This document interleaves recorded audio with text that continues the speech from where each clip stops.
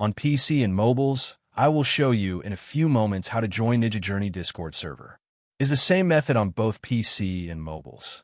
For this, we will open a browser on your PC or mobile. Can be whichever. In my case, I will use Microsoft Edge.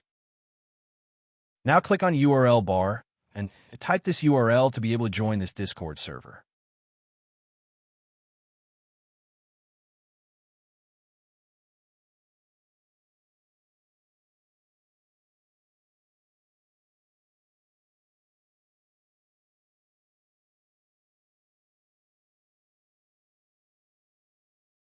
Doing this will automatically start your Discord application if you have it installed.